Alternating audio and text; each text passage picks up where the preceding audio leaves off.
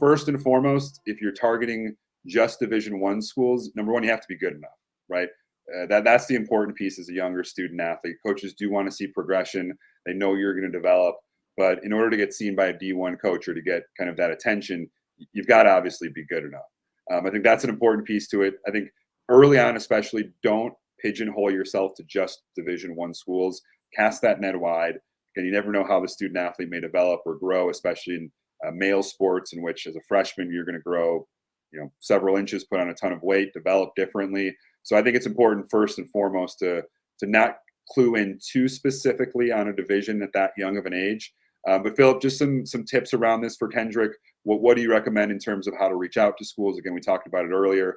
The great part of starting the process early is you can be reaching out, emailing college coaches as a ninth grader. That can include Division I schools. So what advice would you have here in terms of for those that are maybe trying to target Division I schools at an early age? Yeah, first off, great question. It's the right question because as a ninth grader, you're starting the process proactively at an early point, which is very good. Now, whether it be your Division I schools or any school out there for that matter that you potentially could be interested in. Again, very important to not pigeonhole yourself into just one specific division.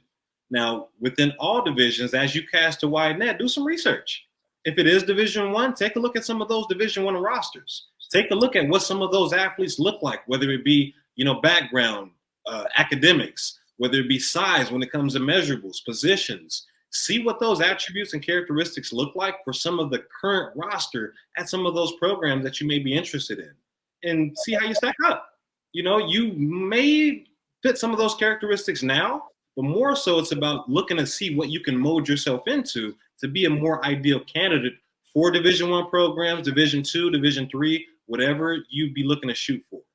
Now, aside from that, when it comes down to getting on the radar, once you've put in that research, you want to take it strategically. Okay, you want to take it strategically. Understand that a lot of coaches may not be able to reach out back to you directly. That doesn't mean they're not looking. So this is the time where you have to have an online presence. Okay, make sure you have an NCSA profile online where after you make that initial introduction, college coaches can track your progression throughout the years.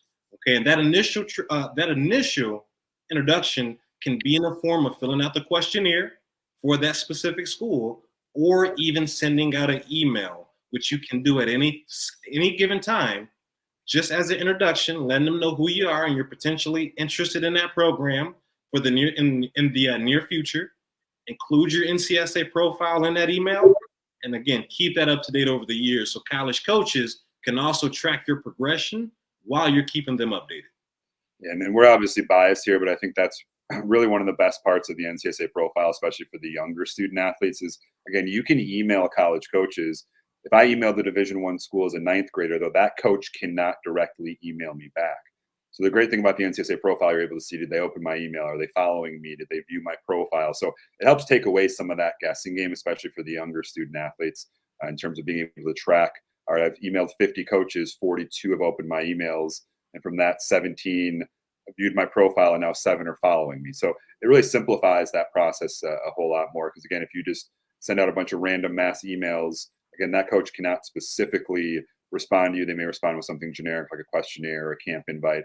But again, being able to track that progress and being able to continually update those coaches then every few months is going to be important as well. So again, be proactive early on, especially. It's going to put you in the best position when it comes to the recruiting process. So